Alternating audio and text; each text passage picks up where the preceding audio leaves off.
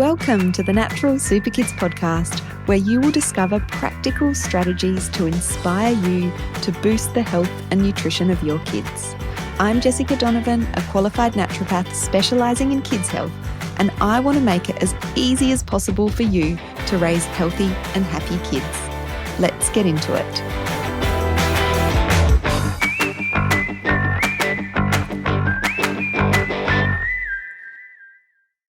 Hello and welcome to the Natural Super Kids podcast. Today I have Laura, who is our new naturopath on the team here at Natural Super Kids.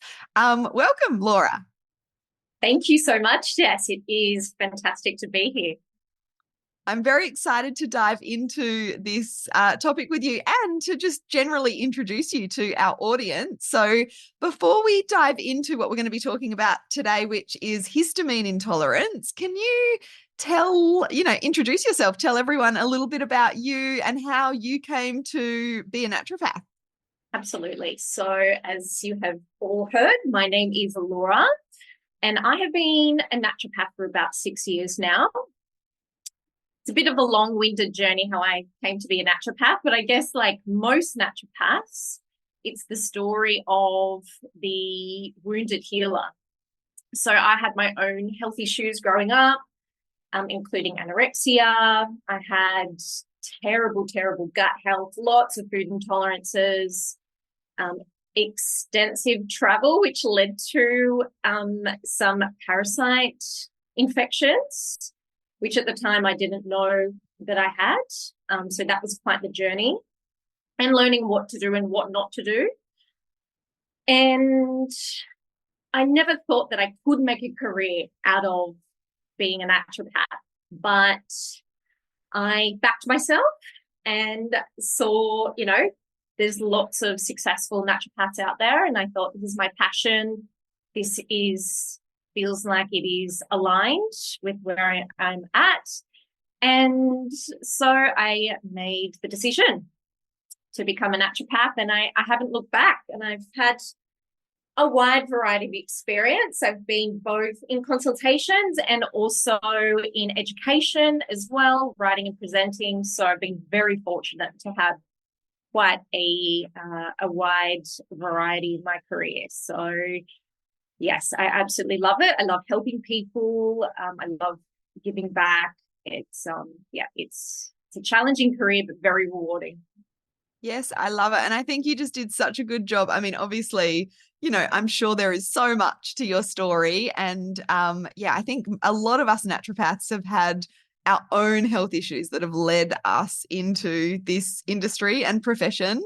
I think you've done a really good job of just sort of, giving us a shot as to, how you kind of got into naturopathy. So thank you for sharing that. And I just feel so blessed to welcome you to the team because of the wealth of knowledge and experience that you have. So we're very excited to have you. Thank you. So let's dive in. I know this is actually a topic that you wanted to talk about because you do have personal experience with histamine intolerance. And as you said, intolerances in general. And I think when you've actually been through a particular problem yourself, it really helps you to understand what it's like. And I know histamine intolerance is very tricky to navigate. And so I love that you bring that sort of personal experience as well. So before we get into the specifics of histamine intolerance, can you just maybe explain a little bit about the difference between food allergies and food sensitivities? Because I think there's a lot of confusion when it comes to the difference. There is, yeah. And I guess the main difference is food allergies involve the immune system, whereas a food intolerance or a food sensitivity doesn't. It more involves what's happening in the gut. So if someone has a food allergy and they eat an offending food, their immune system often mistakes it as harmful and it produces an allergic reaction. So this typically involves the production of one of our immune cells called immunoglobulin IgE antibodies, whereas a food sensitivity or intolerance produces IgG antibodies. So some common food allergens can be things like peanuts, tree nuts, shellfish, fish, milk, eggs, soy, and wheat. Now, the main symptoms of food allergy, again, you will know pretty immediately. It often happens within 10 to 15 minutes. So that's another good distinction between a food allergy and a food sensitivity. Whereas a food sensitivity can be a little bit tricky because sometimes symptoms are not immediate. They can happen up to about 48 hours after you actually eat that food. But the main symptoms of a food allergy include swelling of the lips, face, and eyes, which can be pretty scary when you see it happen, especially in little ones. Hives or welts. So these are skin conditions that look like red, raised bumps. They can be itchy sometimes. Tingling mouth is another big one. And occasionally abdominal pain as well. So, as I said before, food intolerances don't involve the immune system. So instead, it happens when the digestive system actually struggles to break down certain foods. So this could be because there's an enzyme deficiency, so you've got a deficiency of lactase. So you cannot digest lactose. That's just an example of a portion of a dairy sensitivity. You can also have things like leaky gut going on, or dysbiosis, which is an imbalance of good to bad bacteria. That is something that we see in clinic all the time, especially in our modern day living with the exposure to so many different chemicals and the way that our food is processed now. It's just not the same as how when our parents and our grandparents grew up. So unfortunately, it is quite a common thing. And then also some people can just react to naturally occurring chemicals in foods as well. So some symptoms, they're generally less severe than a food allergy, but that doesn't mean that they're still, they're extremely uncomfortable. So it can be things like bloating, can be gas, can be fluctuating bowel motions as well. So it could be diarrhea, and it can also be constipation. There can be also things as stomach pain and headaches, and fatigue is another big one as well. And of course, symptoms can be dose dependent. And I like to compare it to a bucket. So it depends on how big someone's bucket is. If they have a small bucket, then their reaction is going to happen a lot quicker because their bucket is going to feel a lot quicker. If someone has a bigger bucket, so a bigger tolerance to food, then it might take a significant more amount of consuming that food for their bucket to overfill. So I often find that's quite a helpful analogy for people to imagine. Yeah, so well said. And I think just from what you've explained there, it's really clear why food intolerances and sensitivities can go noticed, undiagnosed, because you think about one day you might react to a particular food because your bucket is full, and maybe the next week your bucket's not as full, so you don't react to that particular food. So it's not, and then also that delayed onset of symptoms, it can be really tricky to figure out what these food sensitivities and intolerances are. It sure can. That's why you hear us naturopaths always talking about the importance of keeping a food diary, because that really helps narrow down which food you could be particularly reacting to. Because, if you keep it for at least 14 days or 2 weeks, we can often see patterns emerging from that. So, yeah, there's definitely a reason why we suggest keeping a food diary. Yes, yes. And so histamine intolerance or histamine sensitivity is even I guess that next step in terms of complexity, because as we will talk about, there's a real range of foods that are high in histamine. Like your example before about, if you've got a lactose intolerance, you're probably going to know that, if you have milk or cheese or yogurt, you get a tummy ache or you're running to the toilet or whatever, it's sort of easier to pick up. But with histamine intolerance, there are, there's so many murky areas. So let's start by talking about what is histamine. Yes. So histamine is a biogenic amine. So it's a compound released by our cells in our body. Again, these are immune cells called mast cells and basophils. So when people hear histamine, they often think of allergies and hay fever, right? Like your antihistamines that you pick up from the pharmacy. But histamine, it's actually a pretty busy molecule in our body. It helps release stomach acid, so that's really crucial for digestion. It's also released after you've injured yourself or if you've had an allergic reaction. So it's part of our immune response as well. Even more important, histamine is needed to keep us awake and alert. So it's a fairly important compound in the body. And like you mentioned, Jess, histamine can be found in a lot of foods, but it's particularly high in certain foods that develop while they age. So thinking of things like dried, aged, or fermented foods, these particular foods tend to have the highest levels of histamine in them, which is why we say, when you're conducting a low histamine diet, to be wary of all your fermented things like yogurt, your kefir, kombuchas, things like, and your bone broth as well. Bone broth is a huge contributor to high histamine as well. So typically these foods are great for the microbiome. But if you are suffering from histamine intolerance in the initial stages, it is definitely recommended to keep these at a bare minimum. Yeah, and this can be confusing as well because people have these kind of gut issues that are related to histamine intolerance. So they're like, oh, I need to eat more fermented foods. I need to get the bone broth in. And their symptoms increase. Like that's a real red flag for us, isn't it? As practitioners, when someone comes and says, well, I'm doing all of the right things, but my symptoms are getting worse. That's when we start to think, oh, histamine could be an issue here. Exactly.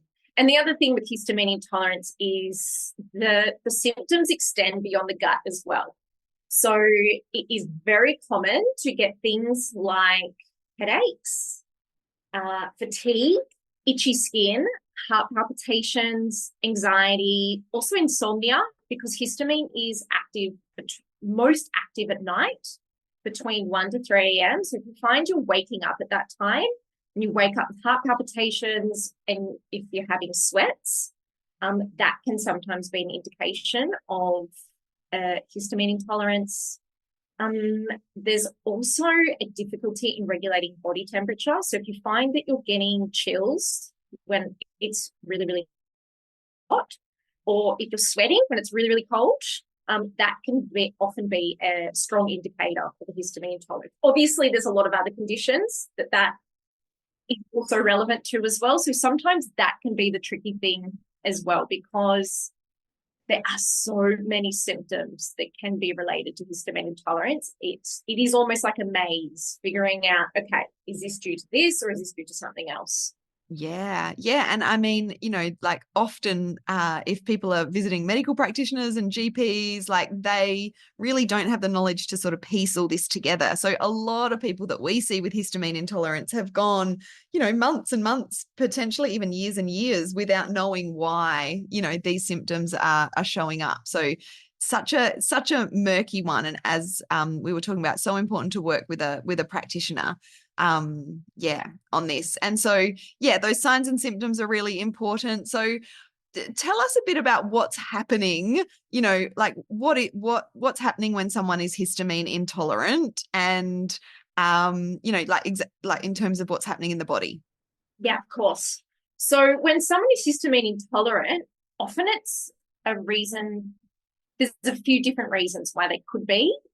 So a big one is either a deficiency. So there's actually 2 different enzymes that help break down histamine in the body. So these 2 enzymes, the first one is called diamine oxidase, or we call it DAO for short. And the other one is called histamine N-methyltransferase. So typically what's happening in the body is histamine levels rise, and the body has an inability to actually break down this histamine and excrete it out of the body correctly. So DAO is responsible from breaking down histamine from the foods you eat, whereas the histamine N-methyltransferase, or HNMT, is responsible for breaking down histamine found within the cell. So we say that DAO is our extracellular enzyme, whereas our HNMT is our intracellular enzyme.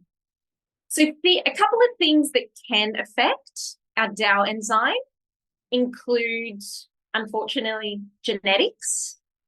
So if you've got a gene mutation that causes your body to produce less DAO, then you're going to have a histamine intolerance. There's certain medications that also block DAO function, including blood pressure medications, antidepressants, and non-steroidal anti-inflammatories, and also some antihistamines as well. So antihistamines are great in the short term, but for the long term, they do actually limit the function of DAO. So we don't want to be using them long term, like prophylactically. Yeah, such a good point.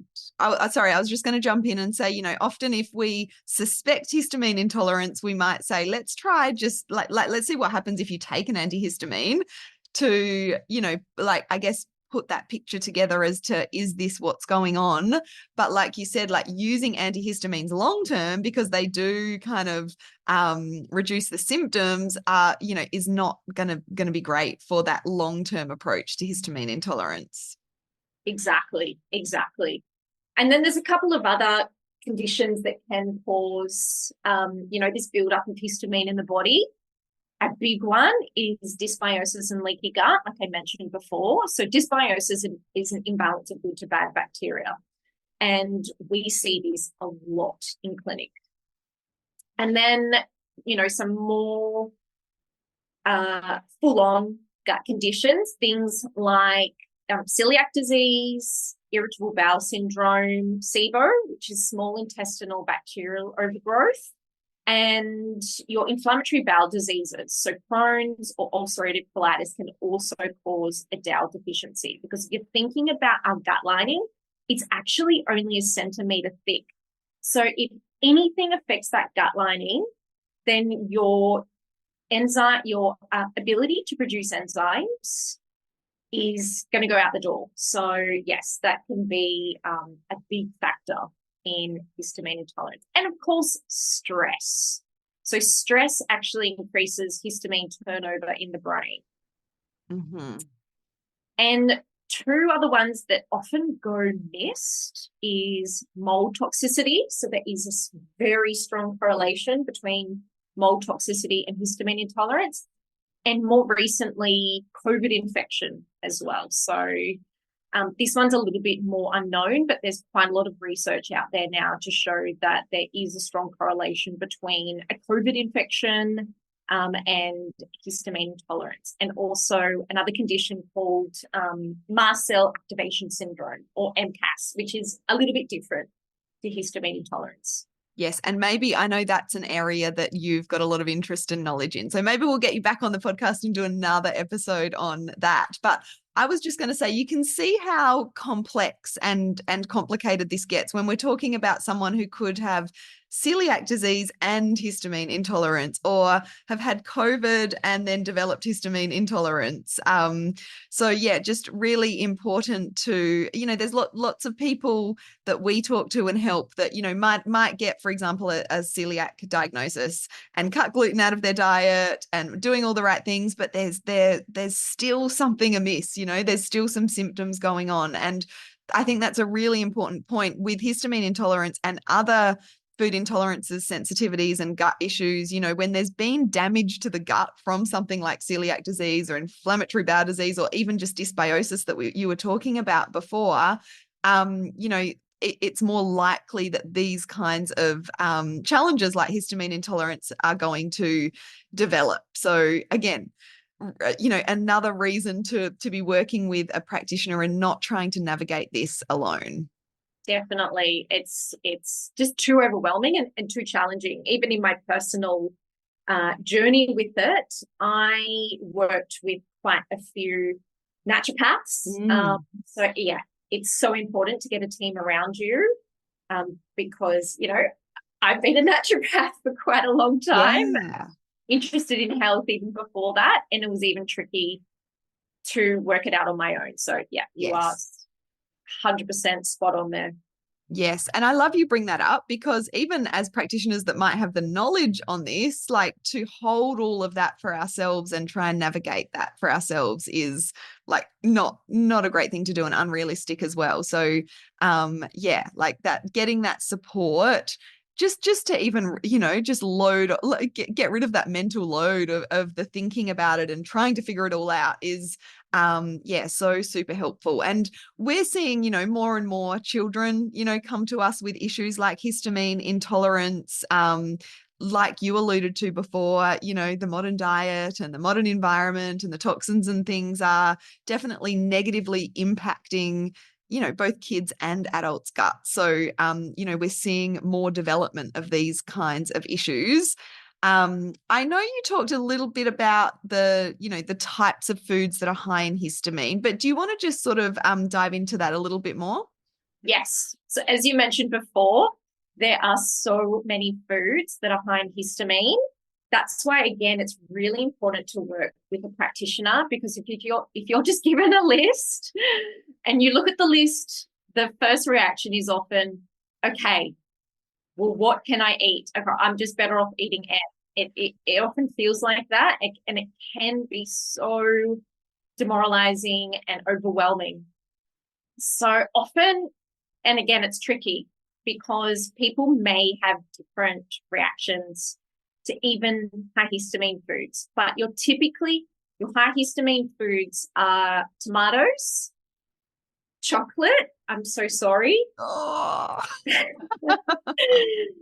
Avocados, soy-based products, so even things like soy sauce and tamari, and of course your colors and preservatives and things like MSG, your strawberries, olives, nuts, your citrus fruits, bananas, wheat, alcohol, vinegar, chili, dried fruits, and canned or aged foods, and then processed and smoked meats.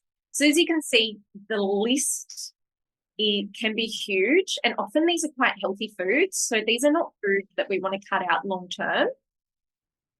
And I also want to mention that leftovers can be a big trigger as well, because when you cook food and then you cool it, you might put it in the refrigerator. Obviously, there is a level of bacteria that grows, and the more bacteria that is present, the higher the histamine levels. So that's another important thing, is freezing all your leftovers, preferably in glass containers, to limit that bacterial growth, so you're not getting that. That's a great high, tip. yeah, that high histamine content. Yeah, and if you're finding that you're getting strange reactions after eating leftovers, like, then that's, another little like red flag that you want to take notice of as well. Definitely. Yeah, okay.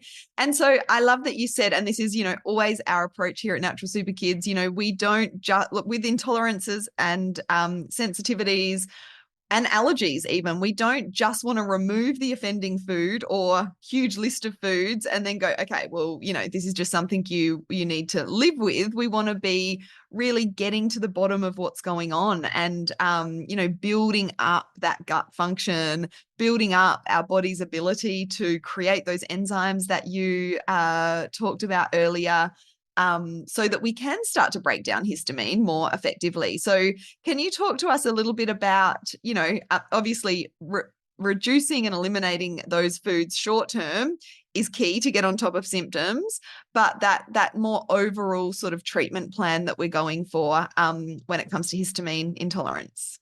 Definitely. So yes, the first step, as I mentioned before, is a food diary.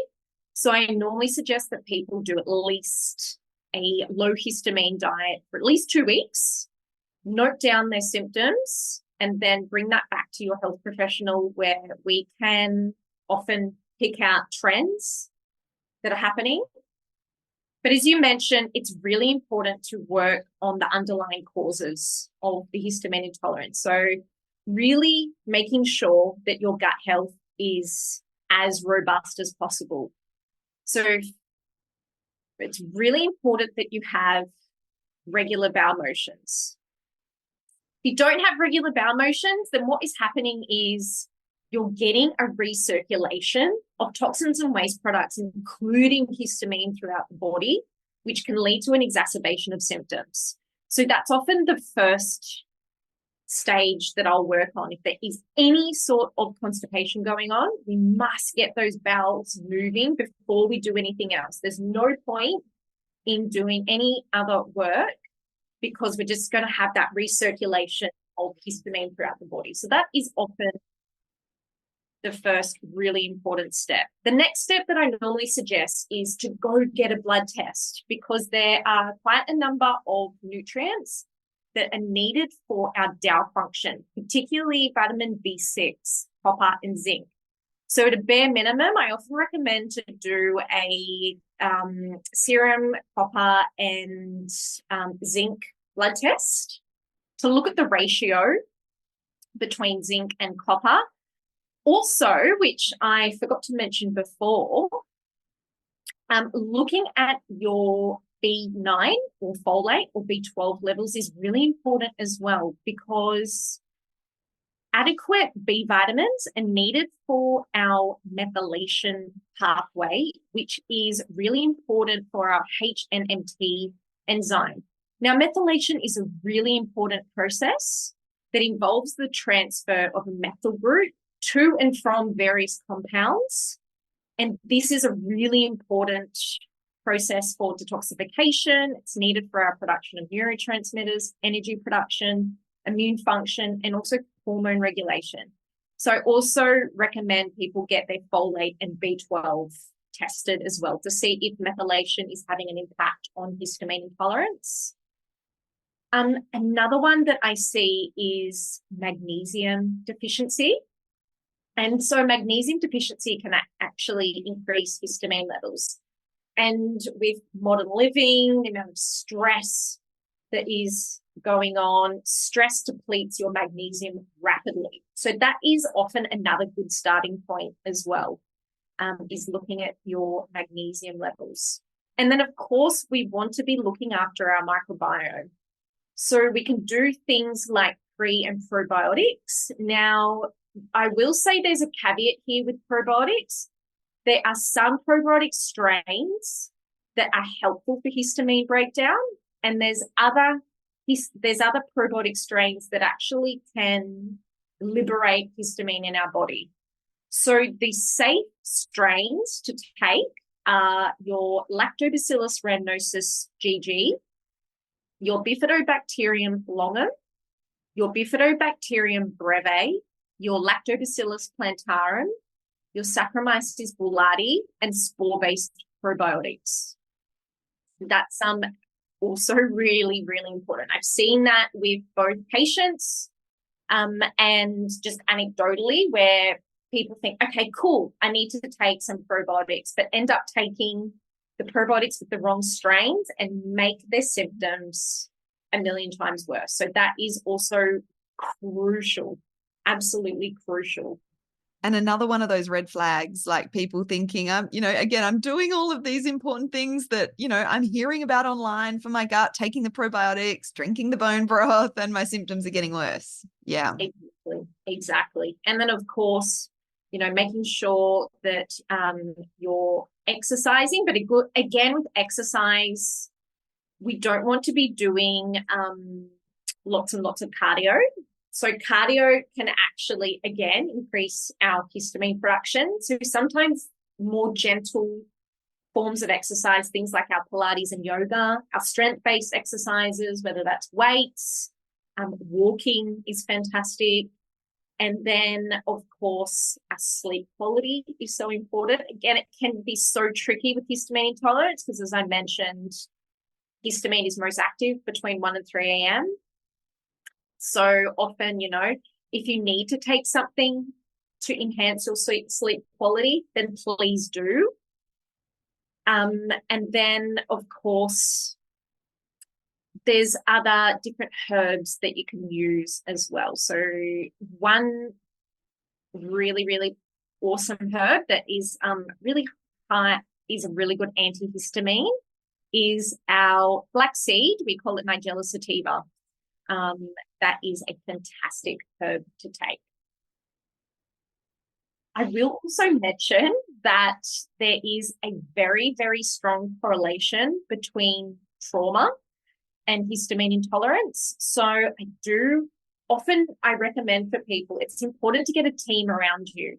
So whether that's going and seeing a psychologist, but there's also some really, really effective treatments out there now for trauma. There's things like EMDR, which is a fantastic therapy that is, it involves, they call it rapid eye desensitization therapy. So again, it can be another great tool to use if just like your general talk therapy or anything like that is too triggering.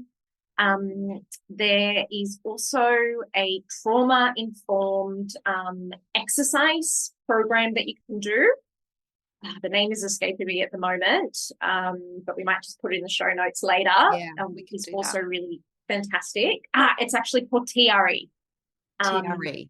Yes, trauma release exercises. Yeah, okay. Yeah, so again, that's another big one that people miss. And then, of course, there's programs called brain retraining programs as well, because what can sometimes happen is people work on their gut, so their gut gets better, their DAO enzymes come back online, but they're terrified to reintroduce histamine symptoms because the subconscious brain is stuck in a loop. And it's not your fault, because it's a subconscious thing that happens where you will eat something and your brain will think that it is a threat, and it'll produce cortisol, produce adrenaline, like you're having a stress response. And that unfortunately creates a feedback loop in the brain, reinstating that, no, this is a threat, this is danger, I need to get out.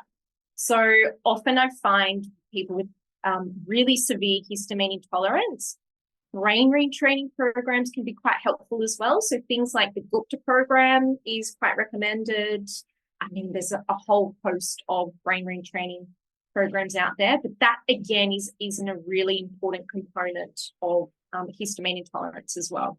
Yes, I love that you brought that up. And, those holistic factors, I think, with kids especially, we might not even know that there's that kind of, that fear about eating a particular food, like just what you were sort of going into there. So, yeah, really important to keep that in consideration for kids and adults as well. You've shared so many amazing tips, and I think you've made it very clear that like this is an area that you've had that personal experience. It's quite a complicated area. I know a lot of practitioners shy away from these kind of more chemical food intolerances because they are complex and it's not black and white, not just like, okay, we'll just eliminate that and we'll see how we go. There's so much more to it than that. So thank you for coming on and sharing, your knowledge. And I think we've probably just I think we've covered everything comprehensively, but as you can hear from Laura talking, like there's so much complexity to this topic. So if you feel like, is histamine intolerance an issue for me? Or if you know that histamine intolerance is an issue and you want some practitioner support, you can find the link to book in an online appointment with Laura in the show notes. Did you want to add anything else before we finish up, Laura? I just want to say that there is light at the end of the tunnel. Often when you're in the trenches with these sorts of sensitivities, it can feel like it's going to be a forever thing, but it's really not.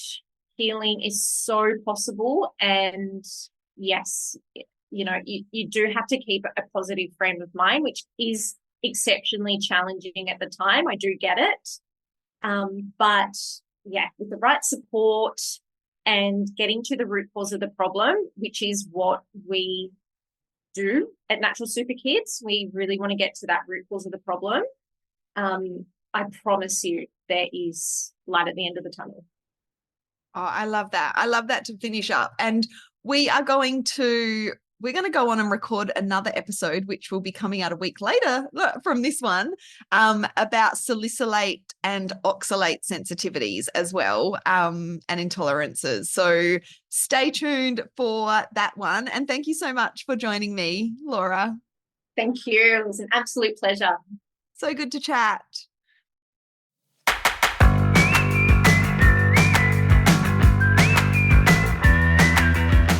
Thank you so much for joining me on the podcast today. Head on over to our website, naturalsuperkids.com, for the show notes for this episode, as well as a whole heap of inspiration to help you raise healthy and happy kids. I'll see you next week.